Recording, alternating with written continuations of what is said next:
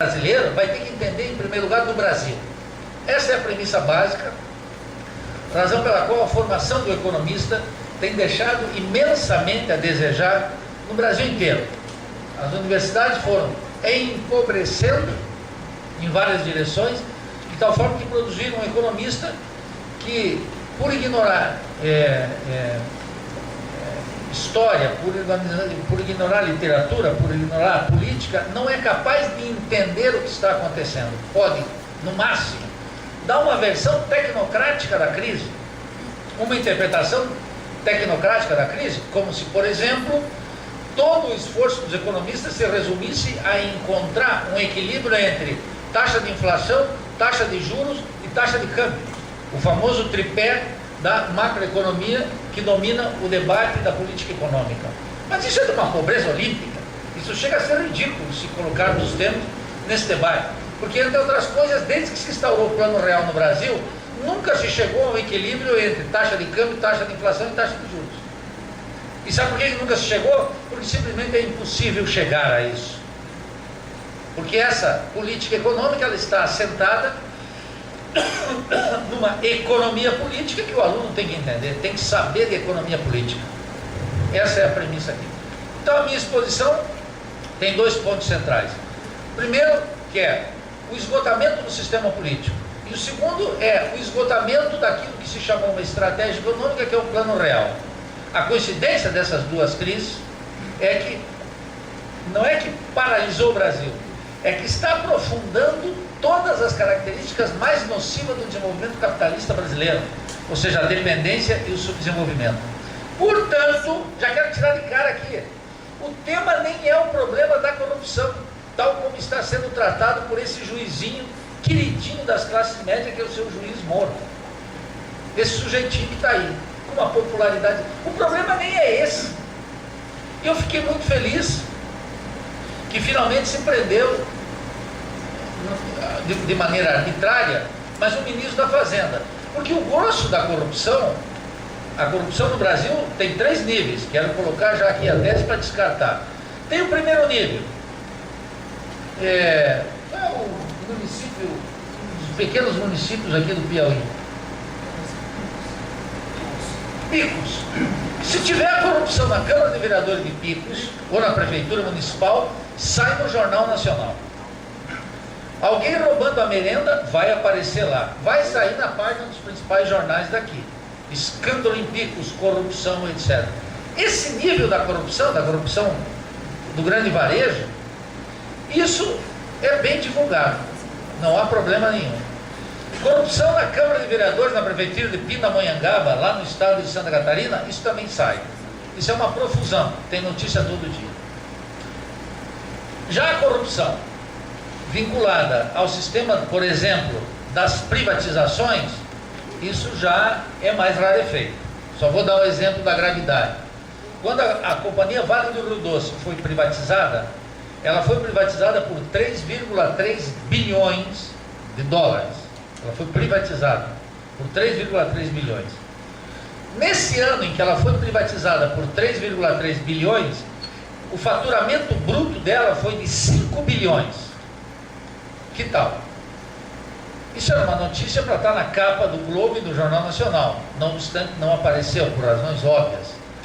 Como é que se vê de uma empresa com reservas de titânio, de manganês, de ferro, de todos esses minerais, com um território imenso, por 3,3 bilhões, no ano em que ela faturou, bruto, antes de pagar impostos, portanto, 5 bilhões. Isso é um assalto à luta armada. Esse tipo de privatizações, isso não aparece. E tem um terceiro nível das privatizações, da corrupção, que é menos visível ainda.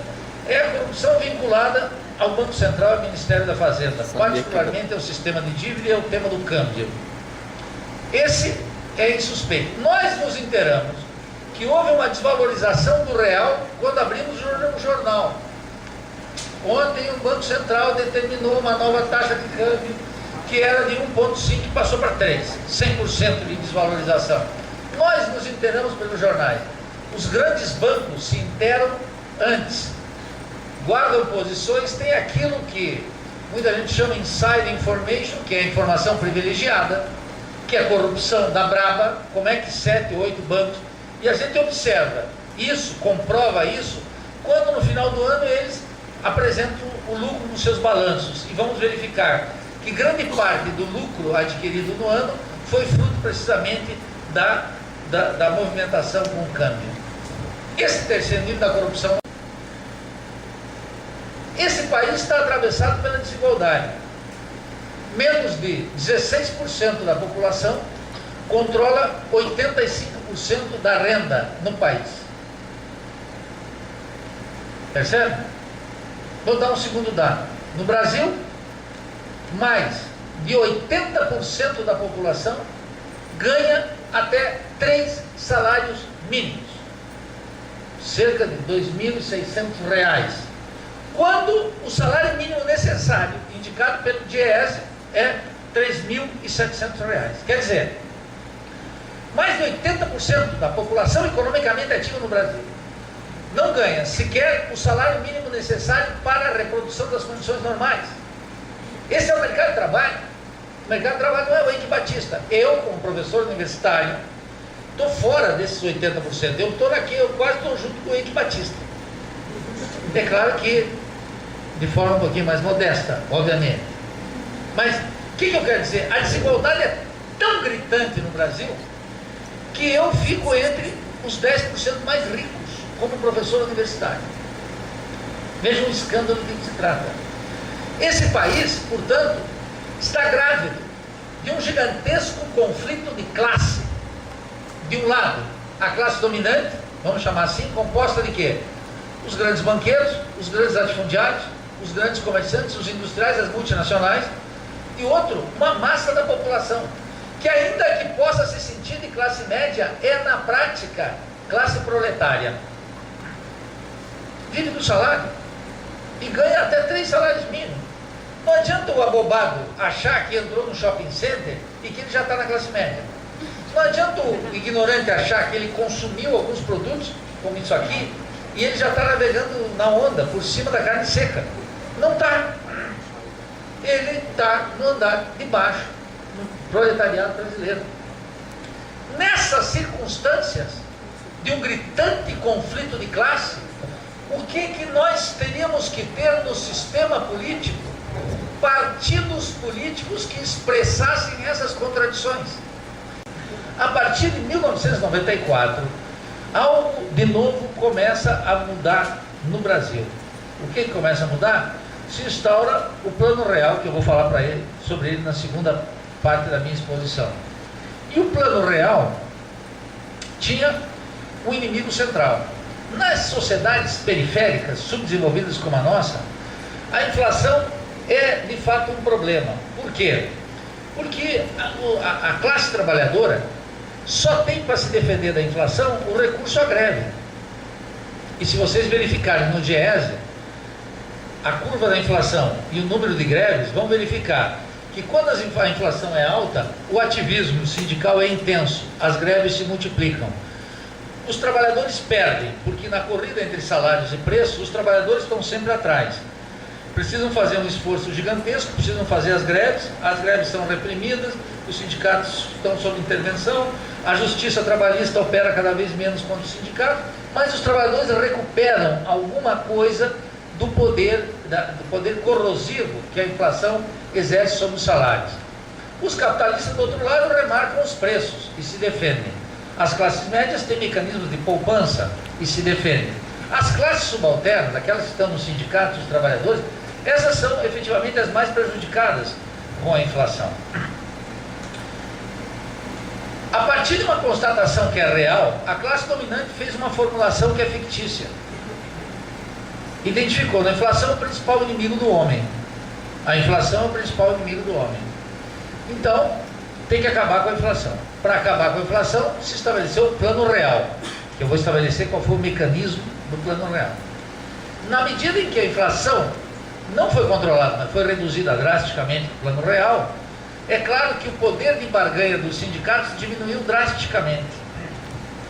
E é claro que a população se beneficiou no primeiro momento com a redução da inflação, porque em termos relativos, na sua memória, o poder de compra com inflação controlada é maior do que naquela época que nós tínhamos inflação mensal de 26, 30 ou até 40%. A moeda se esfarela.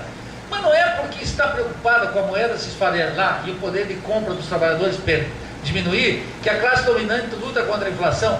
É porque a inflação desacredita a moeda e desacredita o mercado. Como diz Keynes, naquele texto sobre inflação e recessão, Keynes diz lá, Keynes diz, Lenin diz, quer desacreditar o mercado, desacredita a moeda. E a inflação é terrível, que a moeda se esfarela, desacredita o mercado, o sacrossanto mercado, que nem existe mais. Mercado existiu na época de Adam Smith, depois eu posso explicar isso. Agora nós temos capitalismo. O capitalismo é anti-mercado.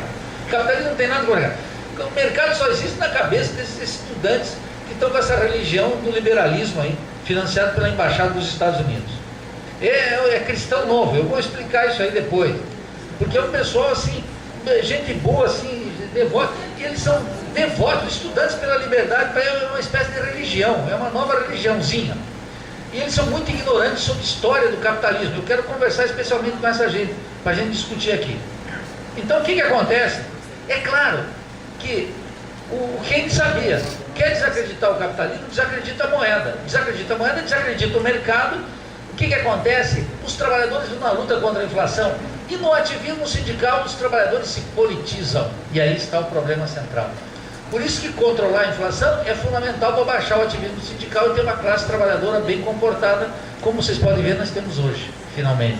Uma classe trabalhadora que não está reaprendendo a lutar pelos seus interesses. Muito bem.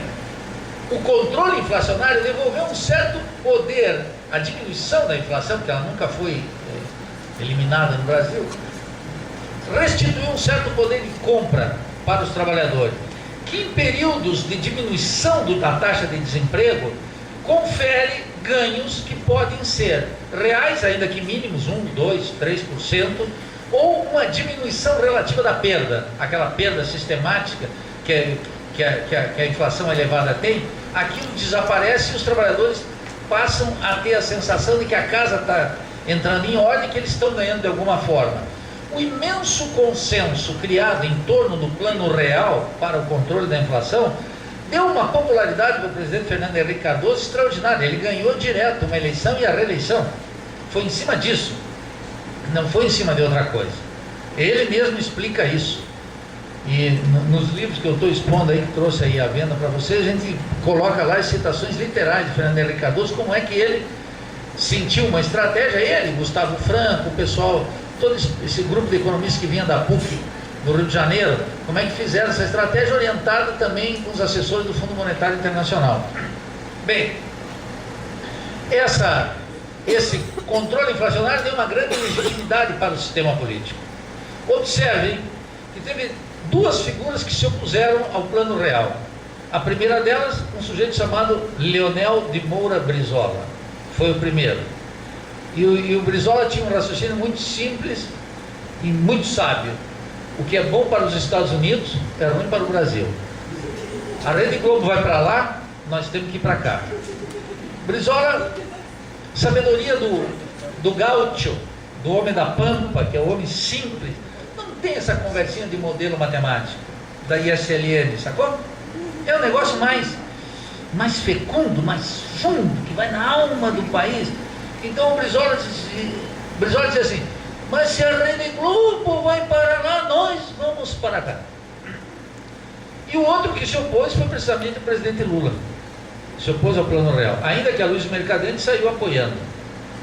E ainda que César Maia, que era o ex-economista fundamental do Leonel Brizola, também saiu apoiando. Os economistas apoiaram. Os líderes políticos não, eles tinham mais juízo. Vou explicar por quê. Bem, os dois se opuseram e perderam fragorosamente as eleições. Na eleição seguinte, que Fernando Henrique Cardoso se elegeu, eles ainda mantiveram a crítica ao Plano Real e foram fragorosamente derrotados. O que começou a operar no sistema político? Tanto o PT, e depois com a morte do Leonel Brizola também ocorreu com o PDT, eles começaram a dizer o seguinte: vamos adotar o Plano Real. E o PT e o presidente Lula, o que fez? ganha a eleição quando o Plano Real estava esgotado. Nunca esqueçam, o Fernando Henrique, para a reeleição, ele foi ao Fundo Monetário e pediu um empréstimo de 30 bilhões de dólares 2 meses antes da eleição, da reeleição.